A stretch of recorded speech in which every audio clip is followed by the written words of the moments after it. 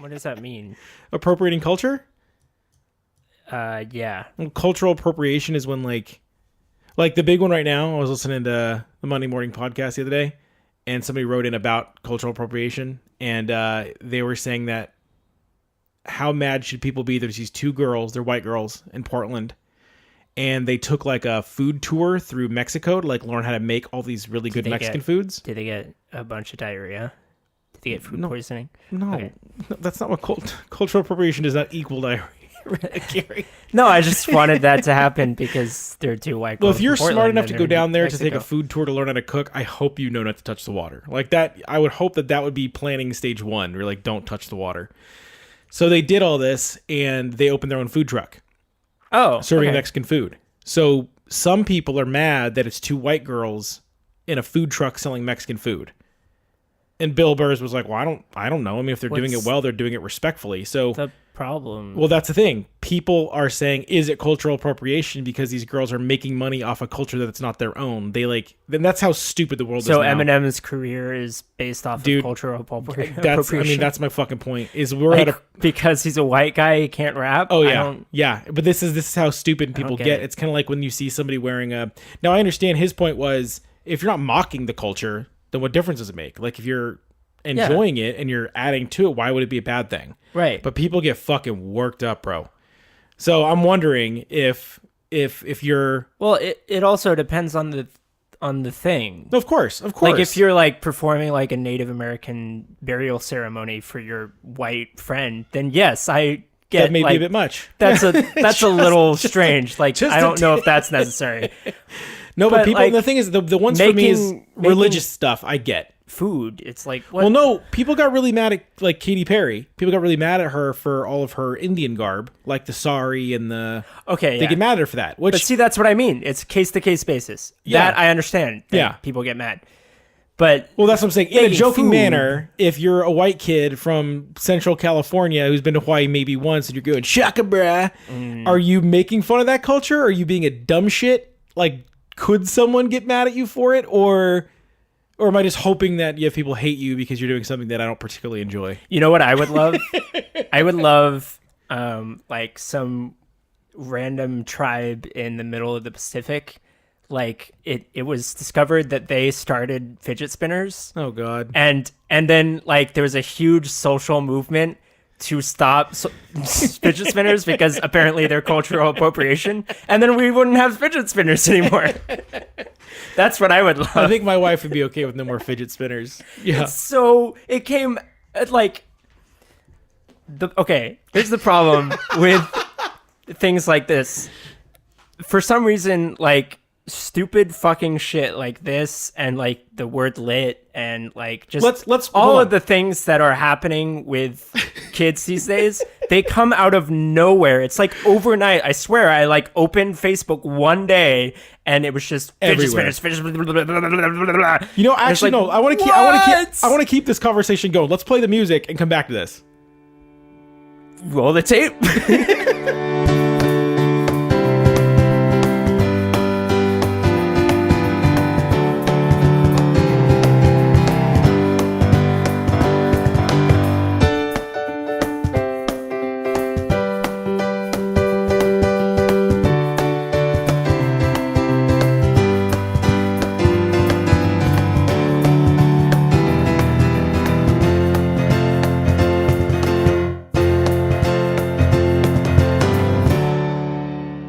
Okay, welcome to episode 10 of the Unreasonably Angry podcast. My name is Eric. And I'm Gary. Wow, 10. It's a big deal. It's our first, I don't want to call it a milestone because it's not that like big, but it is. It's a milestone. It is a milestone. 10. Yeah, 10 is great. I mean, we have anniversaries for all kinds of wacky shit now. I mean, we have friend anniversaries like on Facebook. Month anniversaries with your girlfriend and when you're like 15 and you get your first girlfriend. It's our 1 week anniversary, bro.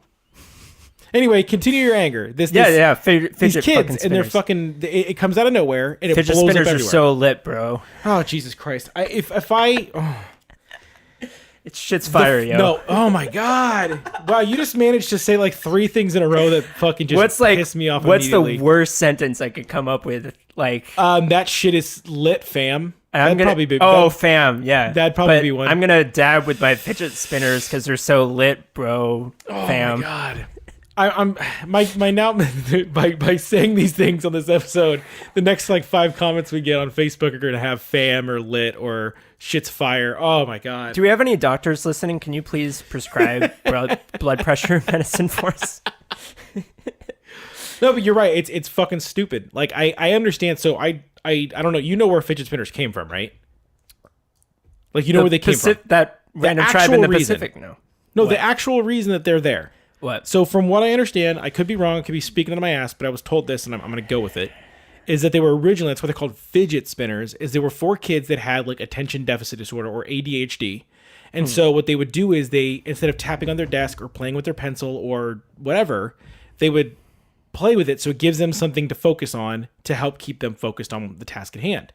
Which in itself isn't a bad thing. That sounds like a great idea. No, yeah.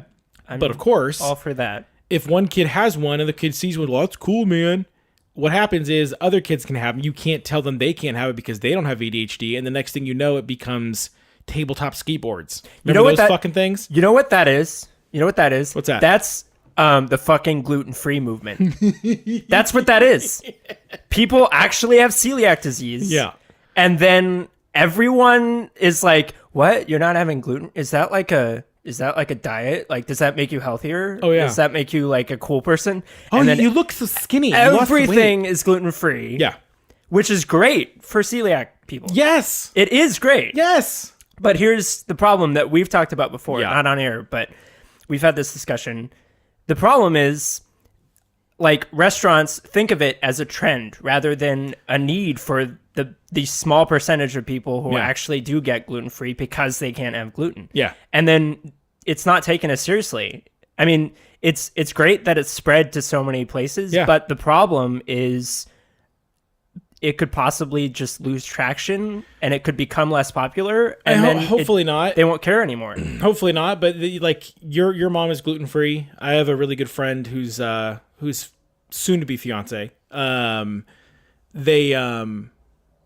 She really is gluten-free. Like really, like she has like there are problems. Skin gets when hot. she She eats gets it. patches. Yeah. Like it's bad for her. Like it really affects her in a really bad way. So I Actually, physically, not than just in her head. Yes. Rather than just, oh, I'm gonna get so fat now that I have better. I feel so much better that this protein-based compound isn't making me fat. Yeah, no, it couldn't be the fucking donuts or the hamburger that you wrapped the bread around that made you feel gross. You know, it probably was the fucking protein you've been eating your entire life. Anyway, she physically can't have it, and I get it. Like I can see it. Like I can tell when she's having a reaction. Like you can see it. Like it's really uncomfortable, kind of like you with dairy. Like it's not a joke.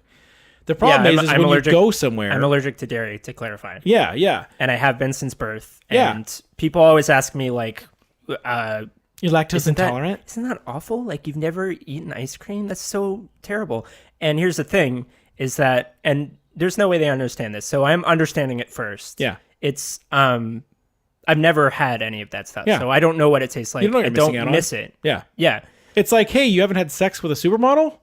And you're like, why are you having sex with a supermodel currently? And you're like, well, I don't know that it's better, so I'm good. I'm a little sad now that you're pointing it out. I can imagine that it's better. Like, so anyway, she has actual things. Like she has actual like issue with it. The problem is with people like that actually have that allergy. Now when they go in somewhere, a lot of servers don't know if you're doing it out of you actually have a problem, or they're looking at you like, oh god, none of these people. Yeah, exactly. And if you think about it, it was kind of the big thing. Like Atkins was a big thing for a long time, and it was like people just would not eat bread because of carbs. You know, so they're like, oh, I'm losing weight. Of course you're losing weight because you're usually the thing that you're wrapping the carbs around is an unhealthy treat to begin with. You know what I mean? If you're eating an entire loaf of bread dipped in oil, yes, that sounds great, but it's not healthy. You know what I mean? Like I understand that, but something being gluten-free in and of itself does not make it healthy. But people don't want to take personal responsibility and go, hey, maybe I should eat a little healthier and exercise. Maybe if I just cut everything out with gluten in it and eat less, I'll feel better. Of course you're feeling better. You're eating less.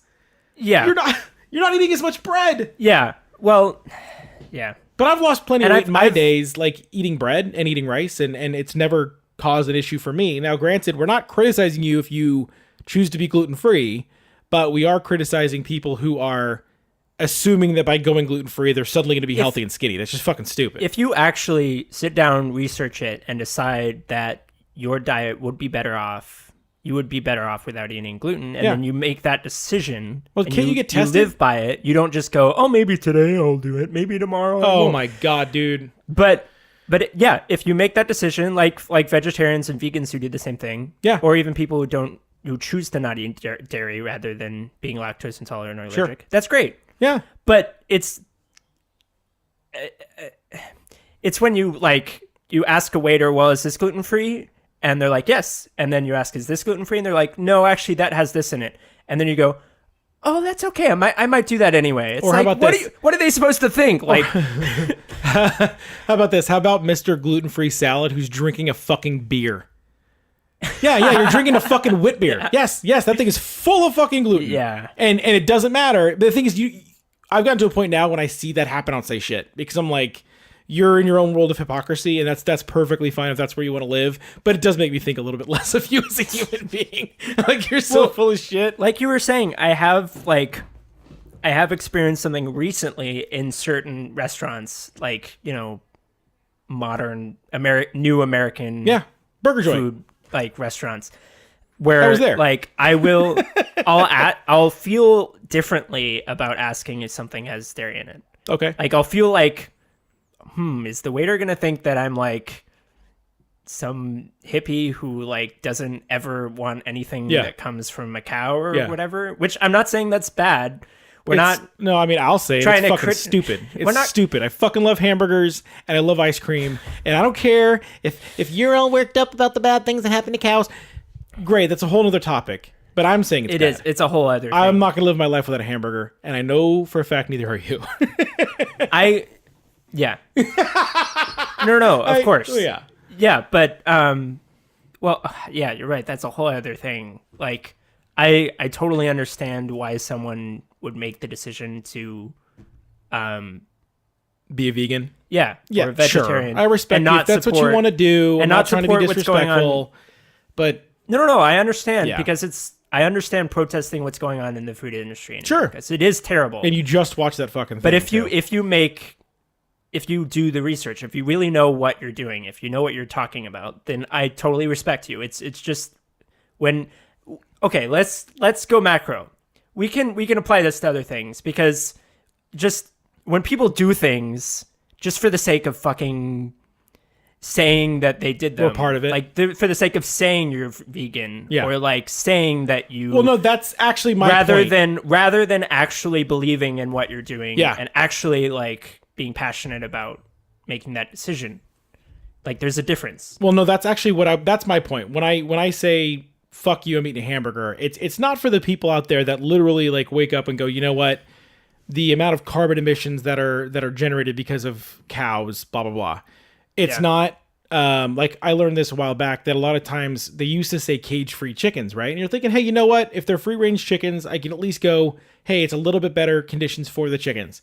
And then I learned for a while that there was like a small loophole that as long as the back of the cage was open, they could call it free range as long as the chicken could get out. But they're brainwashed. They're so used to being in a cage, they didn't know anyway. And so that changed my thought process. So I get that.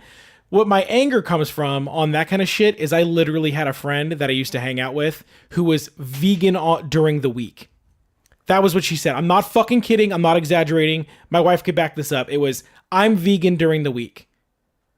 Okay. So basically what you're saying is like, well, I don't really believe in it. I think it's really cool because I think it's a cool dietary choice. And so in the weekend, I'm going to do whatever I want. But during the week, I'm doing what's better for everyone. No, shut the fuck up. Like, you're making something that somebody else finds a serious topic, something that they actually are like researching. You have created this weird thing. Are you feeling better? Do you feel better about yourself because you're a vegan 5 days of the week? Yeah. Like, it's just such a weird thing. Do something 100% or don't do it. Like, that's just kind of my mind frame. Like, if you're going to do something, fucking do it. Like, don't... I don't know. Maybe I'm being a fucking hypocrite. Well, no, it pisses me off when, like, because I can't have dairy ever. Yeah. Like, I can't just decide to have it. Yeah. Like, I can't have it. Gary, Monday through Friday, I totally understand your pain. Yeah. I understand. I can't really relate to you on weekends, but Monday through Friday, totally get what you're saying. Oh, it's Saturday, so I'm having ice cream. Yes, we're good. But no, that's kind of where I get mad about is it's that thing. It's the Coney 2012. I saw somebody on Facebook once say that this is bad for me, so I'm not going to do it. Or I saw it in a mashed video. Yeah, it's the fucking anti-vaccination fucking thing all over the place. It's like, oh yeah, no, I heard from a celebrity that if you get a vaccination, you get autism. Yeah, and I'd sure love to expose hundreds of other kids to measles because I believe in that. Exactly. Yeah, do you know anybody who's had polio? No, I don't. Yeah, because there's fucking vaccinations for it. So stop the dumb shit. I mean, they just came out 2-3 weeks ago and said that the giant outbreak that happened in Minnesota was because people weren't vaccinating their kids. Like, we shouldn't be dealing with measles anymore. It's 2017. Yeah. Like, I understand that there's things that we should be past, but measles is one of them. Yeah. If I'm getting fucking diseases that I read about in Oregon Trail because you decided not to stick your kid with a needle, you're a fucking idiot. God.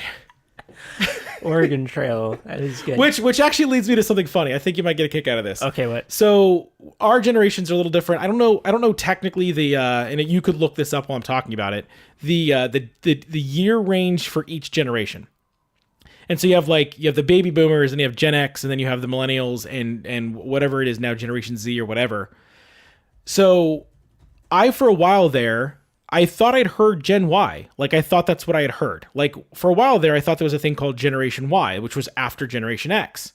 And then for a good chunk of time, people have kind of all blended in millennials. So anybody after Gen X is just now a millennial, which doesn't really make a whole lot of sense because kids that are being born now, I don't understand how they could be attached to my generation, right? It doesn't correlate. But I did just hear that there's a new term for my generation. What? The Oregon Trail generation. What? Yeah. Because of the video game? Because of the video game.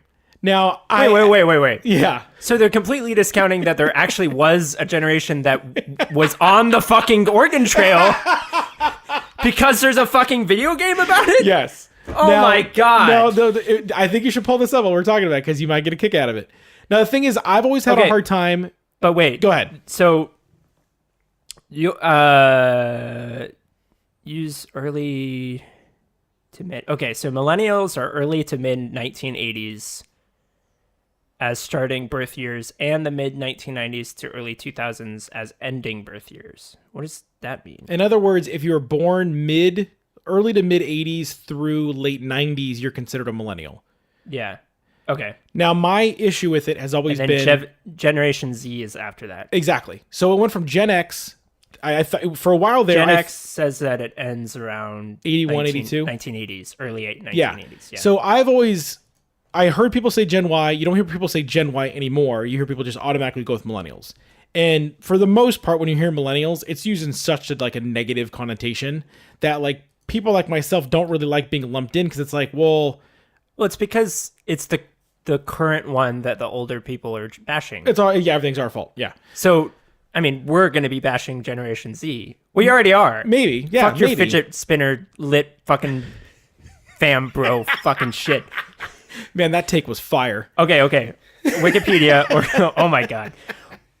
Wikipedia, Oregon Trail generation is a term referring to those born during the Generation X millennial cusp years, typically late 1970s to early 1980s. Kind of you're on that. Yeah. It is named after the video game, The Oregon Trail, the Apple II version of which was played by many Gen X, blah, blah, blah. It basically symbolizes the people that saw the boom of computers being an everyday thing. Like when I was a kid, everybody didn't have a computer. Like by the time I was 9, 10, 11, 12, people started to have computers pretty regularly. I got the internet at like 15 or 16. So we remember the time before the internet. Like we remember it, but we're not Gen X people. Now I grew up with an older cousin who's 6 years older than me. Shout out to Jess. Who when I was growing up, when I was a little kid, I hung out with her all the time. So when she's 8, 9, 10, when I'm 4, I'm remembering things from the early 80s that most people my age wouldn't remember. So I always had a weird thing with my generational lumping. Because I'm like, well, I understand a lot of this Gen X stuff. A lot of the same music, a lot of the same movies. Like this is a fucking dumb thing to say on the podcast because it's going to come back to me. I know way more about the New Kids on the Block than I should. You know what I mean? Like that's and that's my cousin's fault. But wait, let me tag onto that. You and my sister are 9 years older than me. Yeah. So I grew up listening to NSYNC and Backstreet Boys. Exactly. When I was like 5. And that's a very relatable thing. Now, Yeah. because you're in that middle zone of what's considered Gen Y, Oregon Trail generation, or no, Oregon Trail generation would be that little peak. It's late 70s, early 80s. But you're on the tail end of Gen Y. You're not a Gen Z kid. But because your sister's 9 years older, you grew up with a lot more Generation Y Wait, is stuff. Gen Y is millennials? Yeah. Oh, okay. So you grew up with a lot more stuff. I just don't. It's whenever you hear anything negative about the generation, it's always the millennials, and I'm like, where's it gonna go? We're at Z? huh? Where's it gonna go? After Z? Yeah. I don't know. I genuinely don't know. Maybe scientists know that the world's gonna end, and they're just deciding. Derail the All right, conversation. this is no. I know. Sorry. No, I it's just good. thought it was funny. No, it's true. It's true. It's Z1. Yeah, maybe the scientists have it mapped out and they know that we're going to blow ourselves up and they just decided to end it. Jesus Christ. I got dark really fast. This is it. Generation Z. Yep. We're done. Enjoy it. So I grew up knowing more 80s movies, 80s music than most people born in 83. Like even sometimes when I talk to my wife, there are things that I watched and listened to that she's like, I never got into that. I didn't have any reason to. So I thought this was pretty interesting. I thought the Oregon Trail thing was pretty interesting because it is such a unique time period, and people my age that anywhere from really 30 to 35, like Oregon Trail was like the first video game, computer game that you were like fucking hooked on. Yeah. Because it was the shit, man. I really wish they would like remake it now with like make it an open world game. But I guess Red Dead Redemption is pretty much it. Yeah. But if you did it where you had to like go somewhere and people get dysentery and all this kind of shit, I think it'd be kind of interesting. It would be awesome if it was just like really dark and depressing and like all of your friends were like dying like and fucking like it was like a survival. it was like a survival game but with disease and pneumonia and like ammonia or pneumonia. And then you have to like choose which person of your party to eat for survival. Right. Like you have to take your limb off because you got black, what's it called? Blackfoot? Gangrene? No, what's it called when your The Black Plague? limb gets black? That's gangrene. There's another name frostbite? for it. Yes, frostbite. I was about to reference John Turturro in Very, very sneaky, sir. In what's that movie? Mr. Deeds. Mr. Deeds. Yeah. No, I can just see it now. Like Coming 2018 from Blizzard Games, it's Oregon Trail. you're just like, I got diarrhea. Oh, he's gonna die.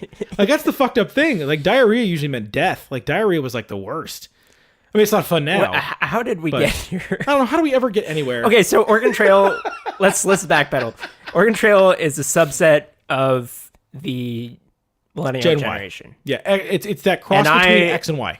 I don't know about you, but I am upset that it's called that because the Oregon Trail? There was a real Oregon fucking trail. I get it. That's when I first read it. I was like, that's fucking stupid. And then I started to laugh and I was like, whatever.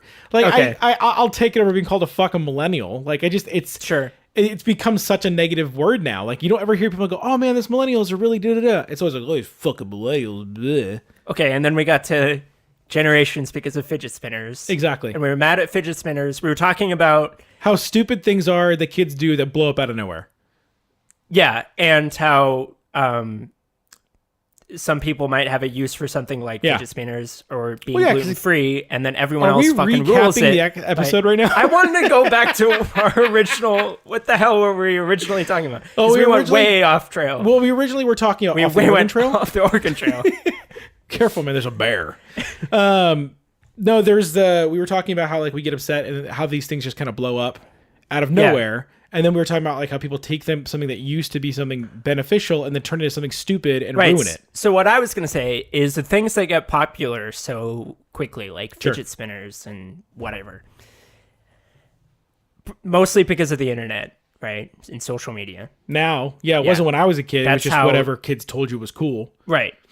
But things blow up so quickly and so hugely now, and people get so like worked up about things so quickly because of the internet and social media, whatever, which is great. So this is how I'll relate it to that. Is it's it's good for that to happen with Yeah. social issues because people are aware of what's going on in the Yeah. world and they can help fix it. Like Yeah. you can set up a GoFundMe and like I heard about this thing where this like Is GoFuckMe a website? probably why If I just keep hearing GoFundMe, and when I think about it, I go, man, somebody should really capitalize on All right, GoFuckMe. 1 second because I'm they're turning on incognito. incognito. Go fuck me. No, but your point is sound. It's the gluten thing. Like really, No, I'm what? really 1 second. I'm really glad while you're looking that up. I'm really glad that Oh, people it won't go through. because you can't do it in incognito. They're like, nope. Like you got to get caught up in this. No, shit. but let me finish my thought. Sorry. No, a guy in France, I think, set up a social media because he heard about a drought or a drought in somewhere in Africa, and he raised like $2 million like overnight, and like I think it was Danish Airways sent a cargo plane there, and they solved the problem. That's awesome. It was amazing. Yeah. So stuff like that is really cool. Yeah. And awesome. But the part. Okay, that's the theme. The part I just got the theme of what will connect this.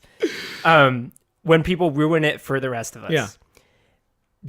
The idea that things can get so popular so quickly Mm-hmm. has been ruined by the amount of stupid shit that's Yeah. got so popular so quickly. Sure. It's created this mentality where it's just like the droughts in Africa and the people starving are at the same level as a toy in your hand. Yeah. We're starting to not see, Generation Z is starting to not see the difference between those two things. They're just they're two things that are on their Facebook wall that they browse through every day. Yeah. Pretty much. And Yeah. so it's created like desensitizing of real issues versus whatever the fuck shows up on their Facebook page. I mean, You know what I mean? You've gone a different direction than how I expected, but no, you're absolutely fucking right. Well, yeah. I mean, it's like no, I mean, really quickly, just to say, like, I'm very happy for you people out there that are listening. That are going, oh fuck yeah, gluten free. If the gluten free movement has benefited you, and that's amazing. Like, there are people out there that are able to go to more restaurants now. Like when we went to dinner last week, you were there. yeah. It was funny because we had a gluten free person at the table and a dairy free person at the Oh, table, what a fucking shit show that was. and we can tell that story. yeah. But the fact of the matter is she was able to get her gluten-free food. You were able to get your dairy-free food after much trouble. Yeah. But you were both able to get those things because of where we are now. Yeah. Right? If you're a vegan because you've done enough research and you feel like it's the life you want to live because you want to do things the right way, I completely respect that, and I'm not mocking that at all. Yeah. What disappoints me is how something so great could get ruined by people that do it for the wrong reasons and do it for they don't really take it seriously. And so what happens is those are the type of people that will go and they're so vocal about what they're doing that they talk people into doing it. And then when they decide it's not worth it anymore, they drag that same group of people with them. It's like a lemmings thing. It's like, oh, we're going to turn this way and go this way. And if you think about it, it's more often than not, it's like it's celebrities do it all the time, where they'll bring up something that they're super passionate about and they get people worked up because like, oh my God, look, Katy Perry's doing it, or oh, Lady Gaga's doing it. And then the next week it's like, oh, they're doing something different. So all that attention that should be there flees. And I get that it's great that's there for a minute, but I really wish people would spend more time on the things that they seem to care about in that moment and really go forward with it. That's the issue, is we don't have like our parents' generation. Like my mom has talked to me about like protesting in the 60s and like knocking on people's door, campaigning for JFK and doing all these things that really mattered then. And she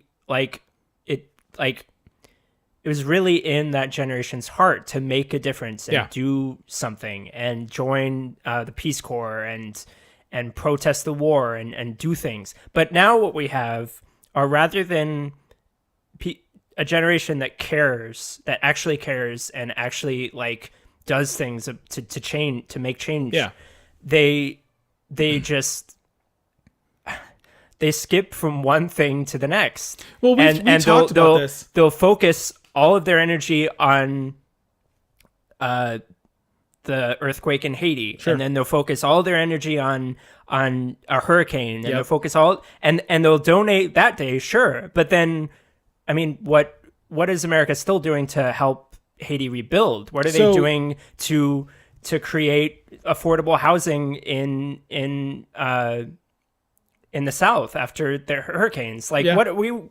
Well, no, but your action, you've heard me have this conversation before where I feel like it's a weird thing how we pick and choose the things we want to get passionate about. And like the week that we change our profile picture on Facebook for one cause, but not something else. And You know people, what? I and hate I got that shit. because they change it, but then when you take it off, you look like a dick because then you don't. Oh yeah, today I'm not going to care about France anymore, so I'm going to just change it back. Well, the thing is like, it's the part that I made was that like I if that's what you want to do, if you want to change your profile pic, great. Like if you're actually doing something, great. But this thing where it's like, oh, I'm going to change it every time there's something, but not all tragedies are equal. Like I'm going to pick which ones are interesting enough to change my, and that's the part that makes me feel weird. I go, why do some things matter more than others? Why don't we take the time? And if we're going to care about something, actually put some effort into it. Yeah. We've talked about what people call millennials. They care more than the previous generation. That's what people say, right? They're more vocal about more political and progressive topics than at any other time in the last blah, blah, blah. But what I've also noticed is that we may talk a lot about certain things that are important, but I don't see a lot of follow through. I'll see a lot of people get really worked up about something, but what are you actually doing? Like, Right. Oh man, did you hear about this? Yeah, I heard about it. That's really, oh man, it sucks. It pisses me off. Well, what are you doing about it? Well, what do you mean? Well, that's great that it bothers you, but what are you actually doing? And that's why when people tend to get worked up at me when I don't get angry enough, or, I don't scream from the mountaintops about something that I'm upset about. I mean, I do on the podcast, but, but it's like, does this social thing bother you? Yes. Well, why aren't you screaming about it more? And I go, okay, because if I'm going to do that, if I'm going to commit myself to a task, I want to follow through. Yeah. I actually want to continue to do something. It's a really stupid, small thing. It's a really easy thing to do, to go on Facebook and type, man, this is really sad, or change your profile pic. Yeah. And that's great if it's garnering attention, but what are you actually doing? And so for me, like, if I want to take the time to do that, I don't want to seem like someone who's just getting attention. It seems to me almost like you're getting attention by, what's the word I'm looking for? You're manipulating, or you're getting attention off a tragedy. You're like bringing attention to yourself. That's the thing. If you're not following through and you're not actually like doing anything about it, if you're not like seeking how to make the change that you want to see, then you talking about it on Facebook is just self-serving. Is that the word? It's bringing attention to yourself. Yeah. Because you're saying, oh yeah, I heard about this. Yeah. If you're actually trying to spread the word, if you're trying to spread awareness, then that's great. But if you're just saying like, oh, I heard about this is sad, blah, blah, blah, then you're only doing that for yourself. If you're not actually making change. Well, and that's the thing is then people go, well, what are you doing? And I'm like, well, I'm not criticizing you for caring about something or not caring about something else. I'm interested to see what you're actually doing about it. Right. One of the things we talked about a lot during the election, right? I'm not going to get into Democrats, Republicans, etc. But one of the things that I heard a lot about was, I don't understand how a person could vote this way. Why the fuck did this person vote this way? And I go, well, have you talked to someone on the other side? Have you actually gone out of your way to find someone who voted differently than you and actually had a conversation? Right. Well, no, they're a bunch of idiots.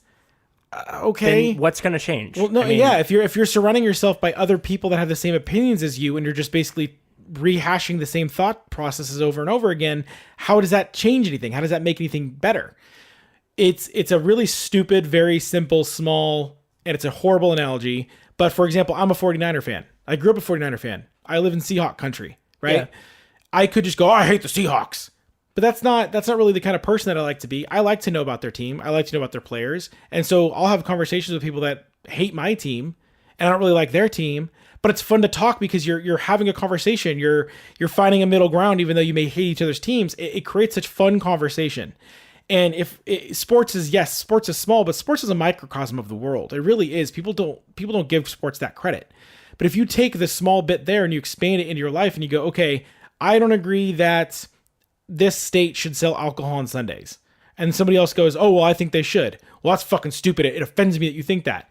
If that's the end of your conversation, then you're not changing anything. You're not helping anything. All it takes is a conversation outside your comfort zone to go, holy shit, I didn't know that. Or you may convince one person that didn't think the way you did, and that may change a whole other group of people in a different direction. Yeah. So Man, this got fucking serious. no, I know, and We were talking about fidget spinners. you went a little bit farther than I was going to make a point a little bit backwards. So you got into disagreements, and that's part of what we're talking about. Well, so I'm because thinking that's- it's the same. It's the caring. It's the change. It's trying to make a change in the Yeah. world. If you want to, it's and it's part of that conversation. That's is what I mean. disagreeing with people. Yeah. Yeah. But I'm gonna back up. I think part of the reason that what we were talking about, where people will care about something for so short a time Yeah. that it doesn't really make a difference. I think the reason that that's been happening with this generation is because the same reason that that everything is so accessible, because of social media and the internet and the way that everything is so accessible now.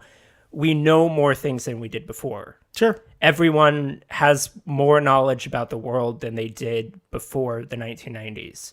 Like, we now know how many black, unarmed men are being killed by police officers. Sure. We know all these statistics that we didn't know before.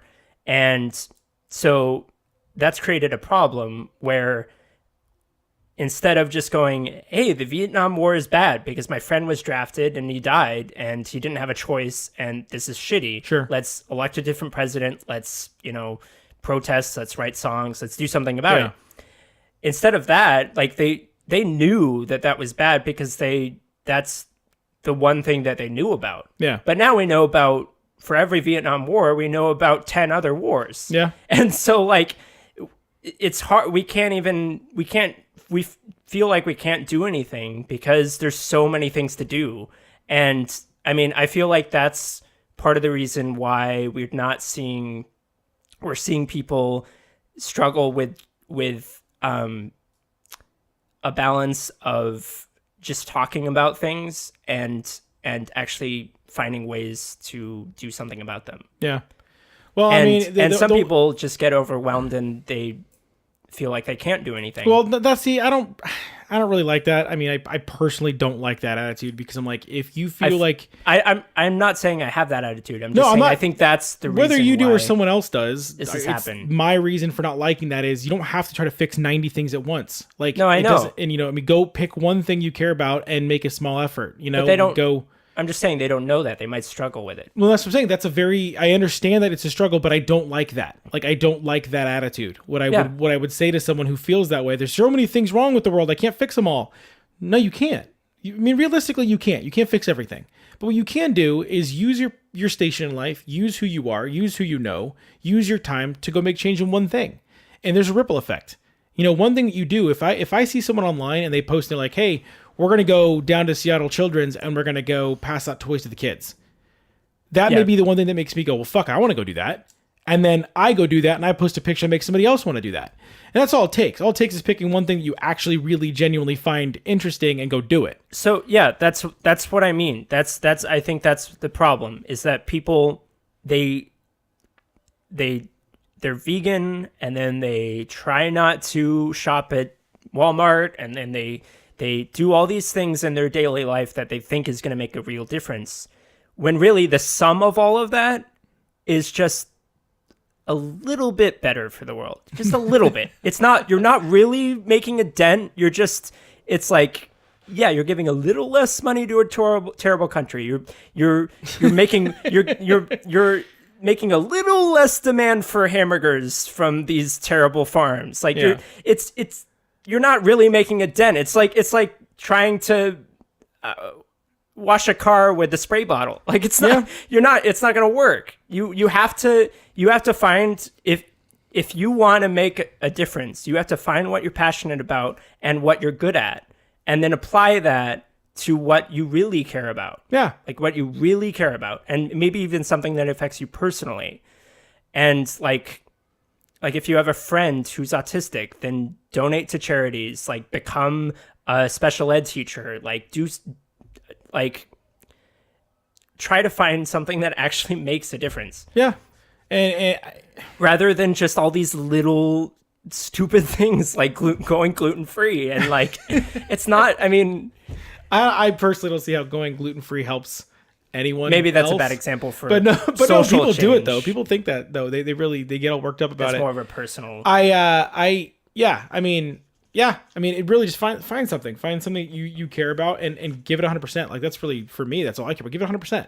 Not 2%. Go give it 100%. Give one day where you actually try. It's one thing to donate 50 cents to a campaign, but go give it a go. Like, we see people that go and do the marches and they sit out front and they do those kind of things. Like, at least they sacrifice their time. I mean, like, while I don't know that holding up a sign carries as much weight as it used to, I think if you're out actually walking with 300,000 other people that feel the same way, it attracts more attention than just posting, I hate this on Facebook. Yeah. But speaking of hate this, like what we originally were talking about was the fidget spinners. This is what happens. We dig these really so I thought about serious something. holes. To be fair to fidget spinners, not that I need to be fair, I think we all had something that we had when we were kids that blew up that was kind of stupid when you look back on it, right? Oh, sure. Like I don't know if you had these when you were a kid, but we had the slap bracelets. I know they came back. Well, we had the Livestrong ones. No, I'm not talking about the rubber band. No, I know. I'm saying that was my generation's equivalent. Yeah, and then you're like, oh yeah. Well, his cause is beneficial. I had it's great. 10 of them at one point. I swear, I had a Livestrong. The white one was one. The celebrity. You always see the celebrity videos. Yeah. One. I have a red one for, I don't know. It was red was AIDS, wasn't it? I think so. I think so. This was middle school. No, I know, because I would have been selling. Remember, they had the red colored cell phones, like the special red edition of the Razor that went to the same charity. I was 13. Yeah. And I was spending my mom's money on these dollar bracelets. And I was like, yeah. You just look like some kid who's about to take E and go to a club. Stupid. You're like, look at all my bracelets. So dumb. And then we had a Pogs. Pogs is the big one. Pogs is a big fucking... Do you know what Pogs are? Maybe. What is it? Fucking old. Pogs are like they're little cardboard circles that had like images on the front and back. And then what you do is like let's say you, me, and one other person were playing. We'd put our Pogs in the middle. And then we had these big, heavy metal or really heavy plastic things called slammers. And what you do is you'd hit the slammer on the side of the Pogs and flip them over. And if you could flip them over, the ones you flipped over, you got to keep. No, I have no idea what this is. Never But heard I of think it. if you ask any teacher right now that's young enough that really hates fidget spinners, if they remember Pogs, they would be like, oh, fuck, I'm guilty of it too. Because that was a big thing. Like you'd have competitions where you'd slammer on slammers. And it was for keepsies, man. So it was like a big deal. Like if you lost one of your good Pogs or you lost one of your good slammers, you were like bummed out. But I look back and I go, yeah, that was pretty fucking stupid. I mean, I had tubes, like these plastic tubes full of Pogs. And so I'm like, now when I look at fidget spinners, as stupid as it is, I think the reason that it's so stupid is because you're seeing videos online. When I was in 6th grade, we didn't have videos to post online of us flipping Pogs over. Yeah. So of course it's that accessibility that makes everything worse. Yep. So we had an idea for a new segment, which is kind of along these veins, where fidget spinners really it's not something we needed to talk about for very long. So that's the idea of this new segment. Yeah. Things that we don't really need to talk about for too long because they're so unreasonable that so it's going to be called Rapid Fire Frustrations. Rapid fire. I got to find a timer though. That's kind of the point. I have a timer. You have a timer? Well, Will yeah. it make a noise when it's... I can make a noise, I think. Okay, make a noise. Oh, it's a great noise. Yeah, that's perfect. So the idea is that we'll only get a certain amount of time. What did we say, 2 minutes? Let's go 2 minutes. Okay, we'll get 2 minutes to talk about each of these, and we'll do a couple, maybe not every episode, maybe we'll do a couple like every other episode, or Yeah. do you want to do it every, or...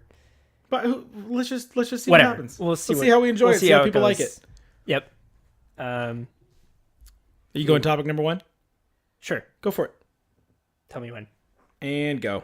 Okay, in music videos, the singer sometimes will not match the intensity of the vocals that they're singing. Like it'll be this huge bombastic song where they're going like, and then their lips will barely move, and I'm like, What the fuck? That's so distracting that their lips don't at all match the vocals Do you of the have a song. I specific know it's video in mind? stupid. I was watching the new Paramore video. What was it called? The second single from their new album. I Told You So. I think. Okay. Yeah, I Told You So. And yeah, she was like barely moving her lips, but she was belting the vocal line, and it's the stupidest thing to get mad about. I know. It's like one of those old Japanese movies where they're like, yeah, right. It like barely matches. Yeah. So I didn't even fill the whole 2 You minutes. didn't even need to. What was it? 1 minute. Just one? Yeah. Oh, okay. I guess all I need is one. Out and done. All right. So my let me find my first one here. Okay. Oh, got it. All right. Right in the realm of the fidget spinners and things that are cool. I really fucking hate dabbing. I think dabbing is like the stupidest fucking thing. And what really annoys me is that it's still going. Like, I literally saw somebody dabbing on the fucking side of the road waiting for a bus 3 days ago. Why? I don't fucking know. What could you possibly... So from my understanding, dabbing was when you did something cool or awesome, I think. Like, I know it came from like a rap dance or rap video at some point. I don't even know the meaning anymore. Dude, I'm at a point now where I don't think it should matter. I understand that kids still think it's cool. I'm really going to try to not have my child dabbing at any point in time. Yeah. But at least I understand that. But what I don't understand is grown-ass men. And the thing I've really realized is that now it's like middle-aged white men that are doing it for everything. And they look really fucking stupid doing it. That's awful. And as most things that happen, when it's cool until your 45-year-old dad did it.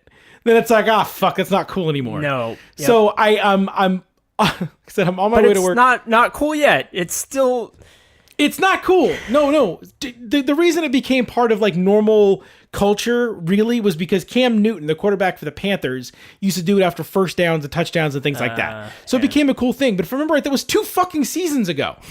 So last year I don't remember him doing it at all. So for you to still be dabbing because the kiss cam points at you in a fucking stadium and you get to kiss your wife who was there with you, that's not worthy of dabbing. And the fact that you're doing it for stupid fucking reasons completely defeats the purpose. Not that I ever did it out of like necessity because it was a cool purpose anyway, but what I really don't like is now that it's gone to a point where now if I see you do it, I think you're a moron. It's like when I still see people raise the roof. Like it was like 10 years after Raise the Roof, people are still raising the fucking roof. Or when you go to a wedding and people are still doing the Macarena. I mean, for fuck's sake, it's time to move on. It's time to do something different. Yeah. Just find a new exercise or find a new fucking flippity floppity thing you got to do to make yourself feel like you did something right. That was dabbing. All right. I got way madder than I should have been. I think that might be a little long. Do you want to shorten it? Yeah, let's shorten it to a minute. Okay, just 1 minute. I can probably do this in a minute. Go. Okay, Netflix has added this thing for binging where they'll automatically play the next episode, and they used to do that. They've always done that. Hey, little countdown. Yeah, but they've shortened it significantly. Now it's like 4 seconds before you have to grab the remote and switch it to watch credits because I want to hear the fucking song. I know it sounds stupid, but here I wrote this down. It makes sense for some shows like Office and Parks and Recreations, but it doesn't take into account the impact of a credits sequence. Some shows have a climactic moment or driving home a point in the last minute of a show, and someone had the job to find a song that perfectly complements this moment. The music continuing on through the credits can leave a powerful feeling, and most of the time, I want to sit in that song and have that feeling for a moment. But no! Netflix wants me to keep watching, so they automatically start playing the next episode after like 5 fucking seconds. God damn it. Yeah, it's actually really perfect because I think you get like 2 seconds on the timer. Awesome. Okay, and you got one more. Let's see. I got one. I actually have a couple, but I think I'm gonna go with this one because it's something that we actually dealt with this week. So speaking of Netflix, my wife tells me that she's on Facebook the other day, and it seems like somebody actually stayed home from work to binge watch a new series on Netflix. What? They stayed home from work. Now, if you're a guy and you've ever taken a day off of work to play a fucking video game when you were a teenager, you got shit for fucking ever on that. And nowadays, if you stay home to play a new launch of a video game, people give you shit. But at least in that, it's something that doesn't end. It's a fucking season of a TV show. It's on Netflix. It's at most, 8, 10, 12 episodes? You actually voluntarily stayed home from work instead of making money to watch a show that you could have watched when you got home from work. That's binging an bullshit. episode of the show doesn't make me judge you. I'm all for it. I watched 6 to 8, 9, fucking 10 episodes of the show too.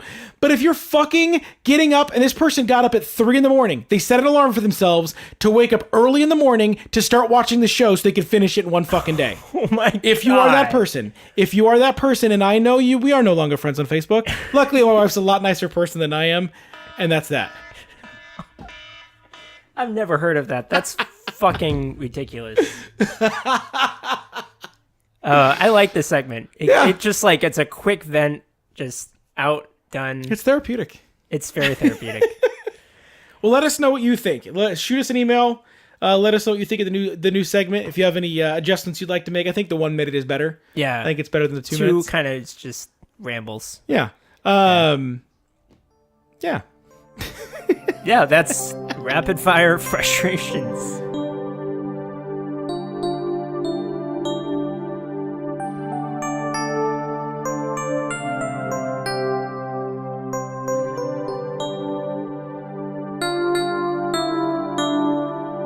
And that'll about do it for episode 10 of the Unreasonably Angry podcast. Thanks for listening. If you like what you're hearing, please rate us and review us on iTunes and or Facebook. We'd love to hear what you think.